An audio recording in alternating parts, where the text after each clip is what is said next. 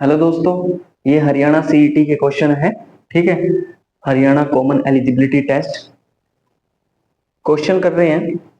साधारण ब्याज की किस दर से कोई राशि 12 वर्षों में स्वयं की दुगनी हो जाती है। इसका मतलब स्वयं की दुगनी का मतलब अगर मान लो कोई संख्या कोई अमाउंट 100 रुपए की थी, वो 12 वर्षों में 200 की होगी। ठीक है, यानी इसमें 100 रुपए तो प्रिंसिपल के हो गए और 100 रुपए ब्याज के हो गए। ठीक है, अब साधारण ब्याज है तो साधारण ब्याज का फॉर्मूला क्या होता है? मूलधन गुणा दर गुणा समय बटे 100।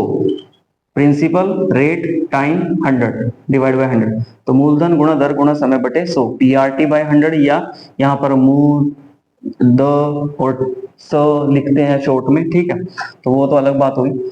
अब करना क्या है क्वेश्चन में, ये कह रहा है कि 12 वर्षों में दुगनी हो रही है। बस बात वही है, हो सकता है दुगुनी की जगह तिगुनी दे दे, चौगुनी दे दे, 5 गुनी दे दे। यहाँ पर 12 वर्ष की जगह 13 14 15 कुछ भी वर्ष हो सकता है, या ये भी हो सकता है कि आपसे दर दे दी, हो सकता है टाइम ना दिया हो। ठीक है, टाइम पूछ लिया हो कि इतने इतने परसेंट पे ये दुगनी हो जाती है, कितने वर्षों में होगी, तो हो सकता है ये दे दे। ठीक है, एक ही तरीका है करने का, कोई ज्यादा नहीं। क्या करना है, ये पी आर टी बाई 100 है। पी या देखो, ये दुगनी हो रही ना, तो हमने 100 मान लिया कि यानी कोई अमाउंट 100 थी, उसका 200 हो गया, डबल हो गया। ठीक है, अब उसमें 200 है तो 200 में 100 रुपए तो उसकी मूलधन हो गया और 100 रुपए ब्याज हो गया, यानी ब्याज 100 रुपए है। तो ये किस चीज का फॉर्मूला? ब्याज का। तो अब हम क्या करेंगे, ब्याज कितना है? 100 रुपए। ब्याज बराबर मूलधन कितना था? 100 मल्टीप्लाई रेट हमने निकालना है। ठीक है, क्योंकि उसने पूछा ना किस दर पर, किस दर पर। तो टाइम कितना दे रखा है? 12 वर्ष दे रखा है, डिवाइड बाय 100। इस 100 से ये 100 काट दो। अब ये आर है यहाँ पर और ये 12 12 इधर आके डिवाइड हो जाएगा। ठीक है, 12 को इसको डिवाइड करेंगे कितना हो जाएगा? 12 अट्ठे 96, 8 पे कट जाएगा, कितना बच गया? 4 4 बटे 12, मतलब 8 सही 4 बटे 12 आ गया। तो इसको काट देंगे तो 4 एकम 4 4 तिये 12, यानी एक्चुअल में कितना आ जाएगा? 8 सही 1/3। तो ये हमारा आंसर हो जाएगा 8 सही 1/3। हो सकता है वो ये कह दे कि 12% दर से कोई राशि कितने वर्षों में दुगनी हो जाएगी। ठीक है, फिर भी आंसर सेम ही आना था। ठीक है, कितने मतलब कितने वर्षों में आएगा? फिर 8 सही 1/3 वर्ष आ जाता। ठीक है, मतलब क्वेश्चन करने का मेथड यही, बाकी तरीका मतलब क्वेश्चन अलग अलग है लेकिन एक ही मेथड से क्वेश्चन हो जाता है। ठीक है, तो ये क्वेश्चन ऐसे। अगला क्वेश्चन ये कह रहा है कि √1 + 25/144 144 या 144 इक्वल टू 1 + x/12 है, तो x का मान क्या होगा? तो अब हमने क्या करना है, √1 प्लस, अब इसको क्या करना है? सोल्व करना है अंदर ही। अंदर सोल्व करेंगे तो कितना आ जाएगा? ये इसके साथ मल्टीप्लाई करेंगे तो 144 + 25 divide by 144 √ is equal to 1 + x/12। ठीक है, अब ये कितना आ जाएगा? ऊपर प्लस करके ये आ जाएगा 169 डिवाइड बाय 144। ठीक है, 1 + x/12। अब ये कितना आ जाएगा? ये किसका रूट होता है? ये 13 का होता है और ये 12 का होता है। ये इधर प्लस कर रहा है तो इधर आके माइनस कर देगा x/12। ठीक है, अब यहाँ पर ये यहाँ आ जाएगा।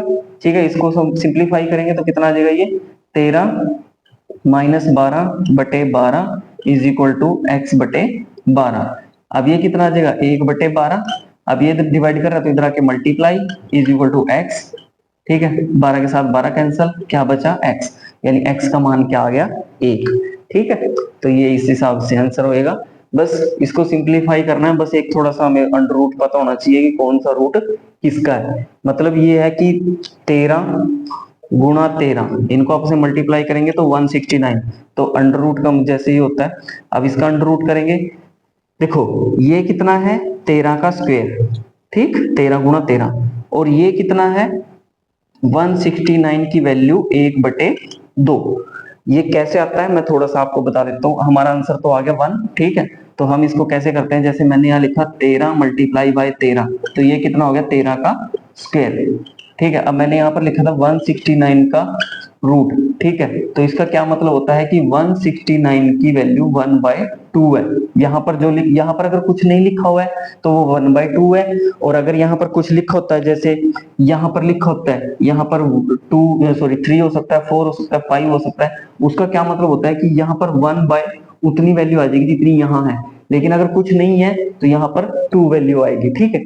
अब देखो यहाँ पर क्या है, 169, ये 169 है ना, तो 169 किसके बराबर होता है, 13 इंटू 13 मल्टीप्लाई 1/2, ठीक है। अब ये क्या है, स्क्वायर है, यानी 13 का स्क्वायर लिख सकते हैं हम 1/2, ठीक है। अब यहाँ पर क्या चीज है, देखो ये अंदर मल्टीप्लाई कर रहा है, सॉरी अंदर ये इसका स्क्वायर है, तो ये जब बाहर निकालेंगे ना तो इसके साथ ये गुणा करेगा, ठीक है, इसके साथ गुणा करेगा, तो यहाँ इसके साथ आ जाएगा ये 13 1/2 इंटू 2 के साथ 2 कैंसल, तो कितना आ जाएगा, 13 की वैल्यू 1, यानी आंसर आ जाएगा 13, ठीक है।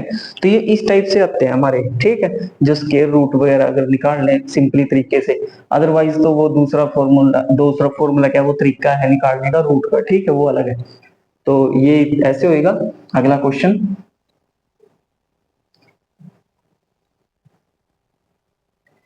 ये कह रहा है कि दो संख्याएं 2:3 के अनुपात में है, यदि उनका योगफल 125 है तो वे संख्याएं क्या है। इजी क्वेश्चन है, ज्यादा मुश्किल नहीं है। 2 3 दे रखा है, एक संख्या इसकी एक संख्या इसकी, तो हमने सिंपली क्या करना है, जब भी रेशो दे रखी होती है, अगर पहले वाले को निकालना है तो पहले वाला ऊपर और दोनों का टोटल नीचे, और जितना दे रखा है वो गुणा में 125। 5 से काटेंगे तो 5 दूनी 10, 5 5 25, तो 25 दूनी 50, यानी एक संख्या तो होगी 50, ठीक है। उसके बाद दूसरी संख्या क्या है, यहाँ पर 3 है, तो कितना आ जाएगा, 3/5 मल्टीप्लाई 125, सेम वही काट के आ जाएगा 25, 25 3 75, तो सेकंड संख्या आ गई हमारी 75। तो क्या आंसर आ गया, 50 और 75, तो वे संख्याएं हैं 50 और 75। सिंपल क्वेश्चन है, ज्यादा मुश्किल नहीं है, ठीक है। उसके बाद नेक्स्ट क्वेश्चन है, एक ट्रक 550 मीटर की दूरी 1 मिनट में तय करता है, जबकि एक बस 33 किलोमीटर की दूरी 15 मिनट में तय करती है। ट्रक की गति का बस की गति से अनुपात ज्ञात करें, ठीक है। यानी अब हमें करना क्या है, देखो इस टाइप के क्वेश्चन में सबसे पहले ध्यान रखना है, या तो किलोमीटर प्रति घंटे में हो या मीटर प्रति सेकंड में हो, ठीक है। अब यहाँ किलोमीटर दे रखा है, यहाँ मीटर दे रखा है, यहाँ मिनट है, यहाँ मिनट है, तो यहाँ पर मीटर है तो इसको भी मीटर में कन्वर्ट कर लो। और जब भी अगर क्वेश्चन दे रखा है कि ट्रक की गति का बस की गति से, तो ट्रक की गति का बस की गति से, ट्रक पहले है बस बाद में है, तो यहाँ लिखेंगे ट्रक डिवाइड बाय बस। जब भी हमें अनुपात निकालना है तो इस टाइप से हम लिख लेंगे। अब इसमें देखो, अब हमने इसको कर लिया बराबर, ठीक है, बराबर क्या करेंगे, ट्रक, एक चीज ध्यान रखो कि मीटर प्रति ये चाल का फॉर्मूला क्या होता है, चाल बराबर दूरी बटे समय, बस ये ध्यान रखो, ठीक है। अब चाल निकालनी है, दूरी कितनी है और समय कितना है, हमने बस ये देखना है, ठीक है। दूरी कितनी है, हमारे को दे रखा है ट्रक की 550 मीटर, और ये समय कितना है, 1 मिनट। अब एक चीज ध्यान रखो, अभी मैं बता रहा था आपको कि या तो मीटर प्रति सेकंड में होना चाहिए या किलोमीटर प्रति घंटा में होना चाहिए। अब यहाँ मीटर है लेकिन यहाँ पर क्या है, मिनट है, तो 1 मिनट है, 1 मिनट में कितने सेकंड होते हैं, 60 सेकंड, तो ये मीटर प्रति सेकंड में आ जाएगा, ठीक है। हम इसको कन्वर्ट कर देते हैं सेकंड में, तो ये आ जाएगा 60 डिवाइड बाय, ठीक है। तो ये देखो चाल दूरी बटे समय, चाल आ गई दूरी बटे समय करके ट्रक की। बस की कितनी है, तो बस की देखो कितनी है, ये है 33 किलोमीटर की दूरी, ठीक है, मतलब बस जो है 33 किलोमीटर की दूरी चल रही है, तो 33 किलोमीटर में कितने मीटर होते हैं, 33,000, ठीक है, क्योंकि 1000 से मल्टीप्लाई कर लेंगे तो हम सीधा कर लेंगे इसको 33,000 मीटर। अब डिवाइड बाय, अब 45 मिनट है, 45 मिनट में कितने सेकंड होते हैं, 1 मिनट में 60 सेकंड है, तो 45 को 60 से मल्टीप्लाई करेंगे, हमें अलग से मल्टीप्लाई करने की जरूरत नहीं है, हम सीधा क्या करेंगे, यहाँ लिख देंगे 45 मल्टीप्लाई बाय 60, इसको इसके साथ कैंसिल कर देंगे, इसको इसके साथ कैंसिल कर देंगे, ठीक है। अब देखो यहाँ पर कट जाएगा ये 5, ये 6 पे ही कट जाएगा सीधा, 6 पंजा 30, 3 6 पंजा 30 और 1 जीरो आ जाएगी, ठीक है। अब यहाँ पर देखो ये 5 पे कट जाएगा, 5 एकम 5, 5 एकम 5 0, 5 नहीं 45, 110/9 आ गया। ठीक है, अब ऊपर देखो क्या किसी पे कट रहा है, 2 पे नहीं कट रहा, 3 पे नहीं कट रहा, तो इसको हम एज इट इज ले लेते हैं। अब उसके बाद इक्वल टू, क्योंकि यहाँ पर है तो ये कितना आ जाएगा 55/6 डिवाइड बाय ये आ गया हमारा 110/9। ठीक है, क्योंकि ये बचा। अब जब भी कोई चीज ऐसे डिवाइडिंग होती है उसको हम क्या करते हैं, जब मल्टीप्लाई में लेते हैं तो नीचे वाली संख्या पलट जाती है। मतलब मैं बता देता हूँ कि जैसे हमारे पास ये है 55/6 डिवाइड 110/9, क्योंकि ये डिवाइड है ना, तो हमने डिवाइड का साइन। अब जब हम इसकी जगह मल्टीप्लाई का साइन लेते हैं, ठीक है, तो ये संख्या पलट जाती है, तो ये आ जाएगा 9/110। ठीक है, अब ये देखो सीधा 11 पे कट गया, 11 एकम 11, 11 पंजे 55। ठीक है, ये 3 पे कट जाएगा, 3 तिया 9, 3 दूनी 6। ठीक है, अब ये 5 दूनी 10, तो ये कितना आ जाएगा 3/2 दूनी 4। तो क्या आ जाएगा ये 3:4। यही हमारा आंसर आ जाएगा कि जो इसकी जो गति का अनुपात है ट्रक का गति से, तो ये आ जाएगा 3:4। तो यही हमारा आंसर हो जाएगा। ठीक है, करने को तो हम इसको अलग अलग भी कर सकते हैं कि इसको यहाँ रख लिया, इसको यहाँ रख लिया, अलग अलग करके कर सकते हैं। लेकिन उसके बाद जैसे यहाँ पर हमें ये मल्टीप्लाई का साइन करके इसको पलट के हमने इसको सिंपली काट लिया, और हमारा सिंपलेस्ट क्वेश्चन मतलब सिंपल से सिंपल करके 3:4 के लिए, वहां पे कंफ्यूजन की प्रॉब्लम रहती है। ठीक है, मतलब कंफ्यूजन होने के चांसेस ज्यादा है। तो ये इतना ही। ठीक है, ये सीईटी हरियाणा के क्वेश्चन आए हुए हैं।